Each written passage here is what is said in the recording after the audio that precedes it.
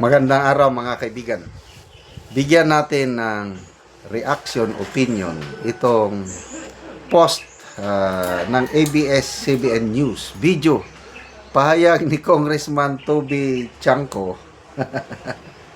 Nakakatawa. Oh. Si Sara, sabi ni Congressman Toby Chanco, 1,000,000% hindi nila maariglo. Ano yung nila mga kongresista? For Representative Toby Chanco, it is possible that some lawmakers want Vice President Sara Duterte impeached as they are afraid that if she wins the presidency, she will hold officials accountable for flood control corruption. Salamat, Congressman Chanco. Parehas kayo ng sinasabi ni Congressman Edgar Erese. Tingnan mo, ang mga matitinong kongresista, mga independent si Chanco, liberal party si Erese. Kailan? Ang tinitignan nila hindi yung color ng politika. Ang tinitignan nila ano ang kalagayan ng bansa, ano ang nakakabuti sa taong bayan. Ganon sila. Kaya kung magsalita, parehas ang sinasabi. Unang nagsalita si Congressman Erese. Sabi niya, pag nanalo si Sara Duterte sa 2028, dalawang senaryo lang ang mangyari sa mga Marcoses and their allies. Either makulong or mag-exile. O ano? Payag ba kayong mag-exile sila? Hindi pwede. Gwardiyahan na natin sila pag nanalo si VP Sara. Dapat managot sila. Ito. 1,000,000%. Grabe naman yan, 1,000,000%. Hindi nila maariglo. Anong ibig sabihin maariglo? Yung mapakiusapan ba na pwede ba Inday, gagamit sila ng mga mediator. Pakiusapan na wag ituloy. Iba si Inday Sara. Alam nilang ugali. Mismo tatay niya nagsabihan ako, maldita, pasensya na kayo, medyo maingay. Yung tunog na yon. Dalawang house construction ang nangyari dito sa aking kapitbahay. Kaya hindi ko naman sila pwedeng mapatigil. Kaya pagtiisan nyo na lang. Ano na yung sinasabi ko?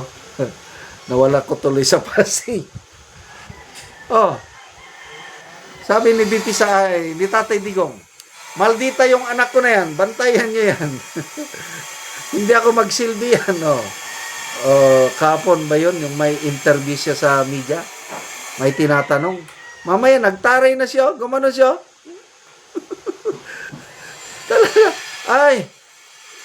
Yung statement pala ni dating Pangulong Gloria Macapagal Arroyo na yun daw pag-declare ni VP Sara ng presidential bid niya is panahon para magmuni-muni. Time to reflect. So tinanong siya ng media, nag-reflect na ba kayo? Hindi ako ang pinapaanuhan ni Pangulong Gloria. Para sa mga kongresista yun. Dapat mag-isip-isip sila anong gagawin nila sa aking impeachment ngayon. Tumaray, nagmaldita. Ganyan siya, walang kinakatakutan. Walang pakialam. Nag-warning na siya eh. Galingan ninyo, sabi niya. Galingan nyo pag-impeach sa akin. Kaya kung hindi, pag manalo ako, uubusin ko kayo. Ang sarap pakinggan. Kung anong ginawa ng tatay ko sa inyo, mas lalo ko, gagawin ko rin sa inyo, mas lalo pa. Tinanong pala siya, yung mga nag-traidor sa iyo, manimaan ka ba? Manimaan, Bisaya yung magre-revenge ka ba? Hindi. Kung political persecution, normal yun. Baliwala sa akin yung political persecution. Ang hindi ko palalampasin ay yung mga nagnakaw sa kaban ng taong bayan. May kalalagyan sila magiging accountable sila pag manalo ako. Diyan ako bumibilib sa ating Vice President. Very clear yung kanyang focus. May ni-recruit na nga akong Vice President ko eh. Sabi niya, pag manalo kami, ang trabaho lang niya, panagutin ang mga nagnakaw sa kapan ng taong bayan. Sino kaya yun? Marcoleta? Si Attorney Guanzo naman, sabi niya, kung kayo, takot kayong panagutin si Romualdez at Bongbong Marcos, sige lang. Hintayin niyo ako. Meaning, hintayin niyo akong manalo. Martin, Bongbong, get ready. Pag akong nanalo, pananagutin ko kayo. Ayan. 3 na sila. BP Sara, Marcoleta, and Guanzon. Triangle. Triad of... So, sige. Galingan nyo sa impeachment. Basa tayo sa mga comments.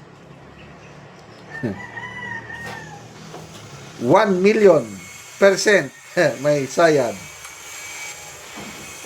Pag si BP ang naging presidente, ipapatupad niya ang pagbawas ng paggamit ng enerhiya tulad ng carpooling at bisikleta. Hindi yan mananalo. Oo, anong hindi mananalo? Geraldo Formentos, Toby is 1,000%. 2028 in Philippines is the most exciting year in politics. Money, power, business, etc. etc. There's going to be such events, issues. Yes, pag nagpresidente. Denver, Parado, she will hold officials accountable. Ito, RJ Angeles RN, Marcos Loyalis ito. 100% lang meron tayo kahit saan schools, wala pong 1,000,000%.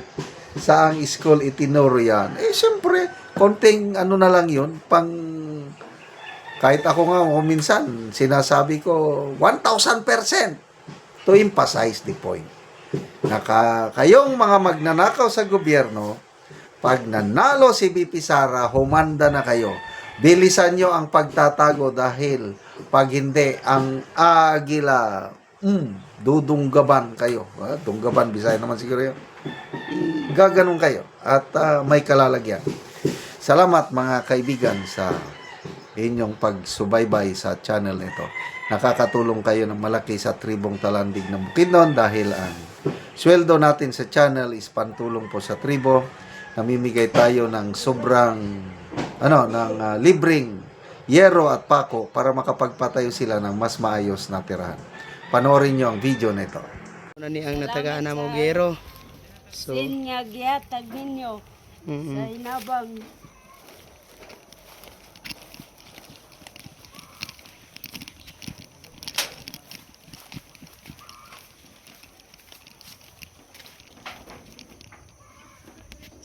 muna ni ang iyang balay. Ayuan. Muna ni ang itsura sa balay sa tagaan na mo gero. So, kuan na gid kaayo ang iyang gero. Karaan na gid kaayo. 2020 tulo ka tuig. Kita gid nato nga mga buslot-buslot na ang ilang atop. So gipang sapaw-sapaw ra gid ang ilang gero.